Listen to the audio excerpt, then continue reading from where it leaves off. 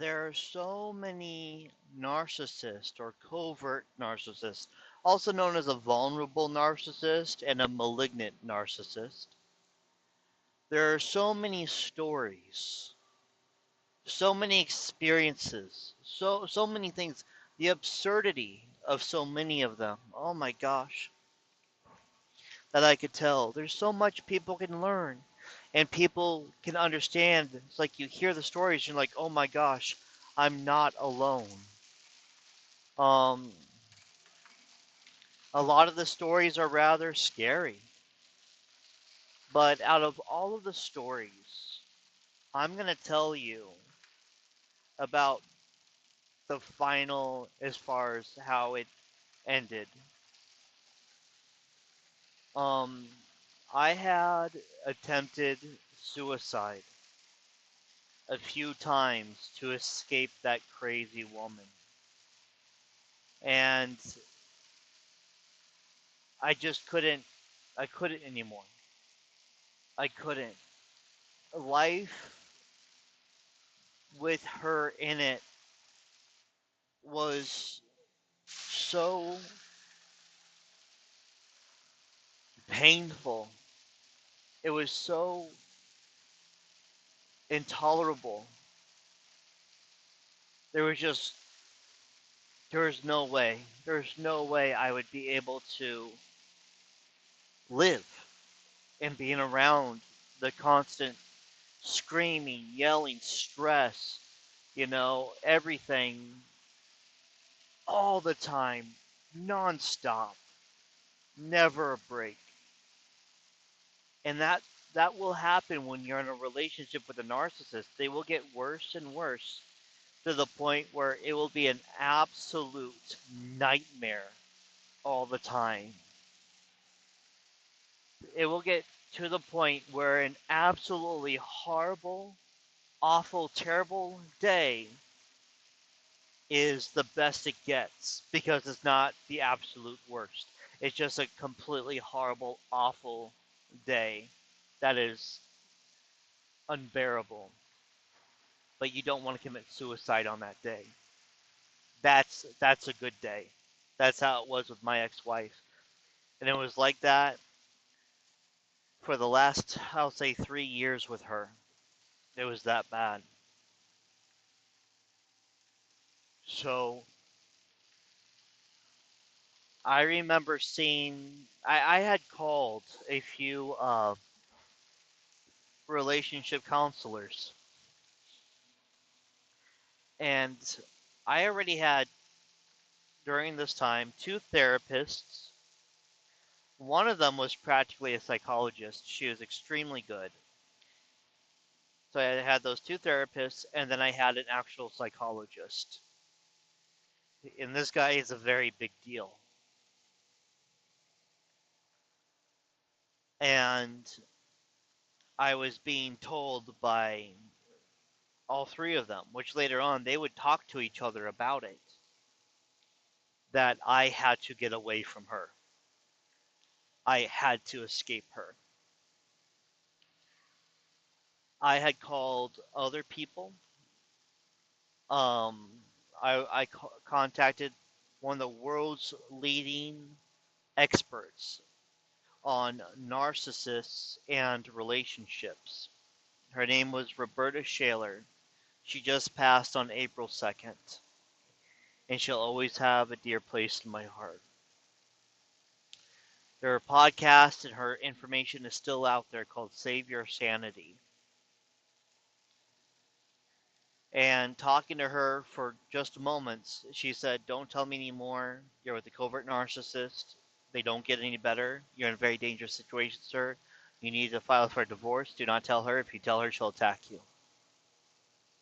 And she was so adamant. She's like, I know what I'm doing. This is my specialty. File for a divorce. Get away from her. It will get worse. Do not tell her.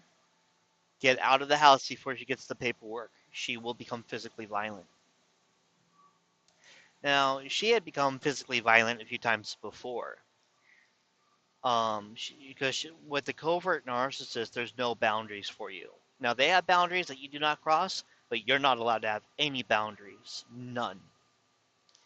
They are bad. They'll harass you and be terrible to you and tell you that they can do it online and you're not allowed to unfriend them or block them on Facebook. She yelled at me one night at the top of her lungs, murderous, because she was saying terrible lies about me on Facebook.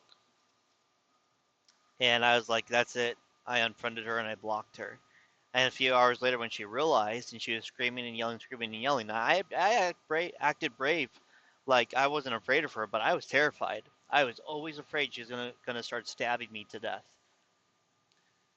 because I wasn't obedient enough to her.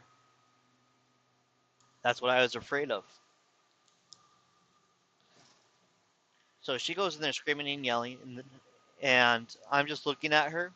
She knows I have to be up in 4 hours for work, and I told her I have friends on Facebook that are friends. If you keep harassing me and lying to people about me publicly, then I do not have to be friends with you on Facebook. I will friend you again and unblock you, but you need to act your age. And the look on her face was like she was shocked I stood up for myself. Um, which was strange because I always stood up for myself. But this continued where she would always be surprised that I would not allow her to abuse me. For years, she seemed surprised. There was one time we were at her parents' house, and she was talking to her sister, my sister-in-law, her sister. It was her stepsister. And I walk behind her, and she goes and she shoves me back with her back and looks at me like goes, and I just keep walking like nothing happened, like I didn't even notice. And I was thinking her sister's gonna ask her why she did that, and then she's gonna come tell me and tell me that her sister asked why I shoved her and what that was all about.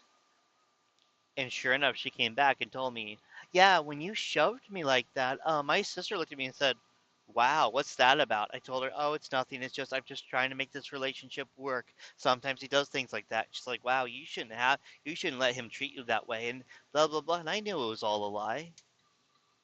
I knew her sister didn't say anything like that. But that's how it is with them, is that they can become extremely predictable. Extremely predictable. Oh, it was exhausting. It was exhausting, man. But anyway, I had called probably a dozen different people when it came to um, not marriage counseling because my psychologist, he had told me, he said, okay, he said marriage counseling is for people trying to save their marriage and stuff like that. He said couples counseling, they will look at whether it's even worth it for you to go to marriage counseling. So I had called up both couples counselors and marriage counselors. And every single one of them, immediately while I was on the phone, they all said, "Oh my gosh, sir, that is a lost cause. That is something with her. It has nothing to do with you. You need to get out of that relationship and protect yourself." And I thought, how interesting that I'm telling these people these small, mild things, and they're able to piece together this stuff to know that this is a dangerous person. They all had the same conclusion immediately. Now that I have experience, I can understand, you know. I can understand how they so quickly uh, pegged what kind of behavior that personality would be up to. So, After all of that, and I was constantly sick all the time, I was having a hard time making money at work. Um, Financially, everything was bad, and I wasn't gonna make it if I left. I wasn't gonna make it. I didn't make enough money for rent. So I um I looked at it and I thought this person, when I went to see a specialist. I went to see a specialist and they had me committed uh, uh right away. He looked at me and I'll never forget this. Uh he looked at me and he went back and he just put his hand together like this and he said, "Okay." Uh he said, "I need to call." He said, "I can see you're serious." He said, "I can see you're serious because your stuttering went away, this went away." He said, "Everything went away." He said, "Your anxiety dropped as soon as you start talking about killing yourself." He said, "Just hold on." And he had a camera on me and he was keeping an eye on me. He called up the ambulance to come pick me up. So they put me on watch and he came back and he said, "Man," he's like, "just I'm not even a specialist right now. I'm your friend. Tell me what's going on." And I just start telling him about all the stuff I was going through with that at the time wife. Like it's this and it's this and it's this and it's this. And he was just like this, and he said, "Man," he said, "I could tell." He's like, "I could tell." He said, "Because," he said, "this is the first time I've ever seen you speak clearly, you know?" He said, "Everything's flowing out so naturally, everything's flowing so easily for you." Um, and then the paramedic or ambulance, whatever it was, showed up, and they uh, they asked me what was going on and everything, and basically I found out later, because they said, "Yeah, I want to go," and the reason I wanted to go was because it would keep me away from that lady a little bit longer. And not long after that, she actually called me selfish for wanting to escape her. Um, when I have told people that, as far as how she said that I was selfish and she was thinking of herself and was talking to me about how, everything about her, I was like, wow, it's like, wow, this is terrible. She is absolutely serious right now, She is absolutely serious right now. Um,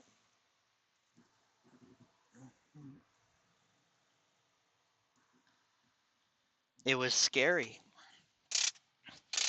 It was scary because I actually thought about if she were to be that selfish to say something like that, and I dismissed it because of the amount of crazy that someone like that would have to be.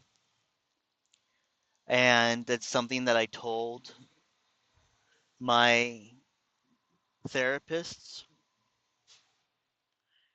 Whew, man, I'll never forget that. And my psychologist, when I told him that she said that, the look on his face, it wasn't just him. Both therapists and the psychologist, they all did this. When I told them, they all did that.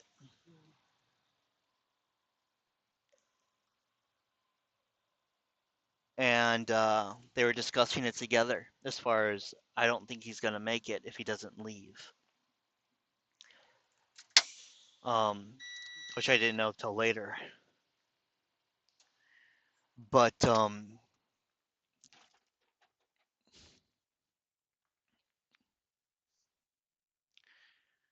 when she said that I was selfish and she was crying about herself, as far as she was really feeling so sorry to the point of crying about herself and what she would go through and how she would have to go get a job and stuff like that.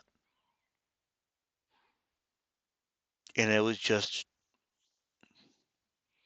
I thought right there, it's like, this cannot just be covert narcissism. Covert narcissism can't be this bad to the point of psychopathy. And it can be. It can be. Now, I've said this in other videos. She is a 100%er. She's a 100%er covert narcissist. Um, Complete lack of empathy. And she'll act like she feels sorry for other people in order to get something back or to use that against them in the future because she's trying to get more information from them. But anyway, I'm sorry this is taking so long. I'm just going to have to do a part 2 to this.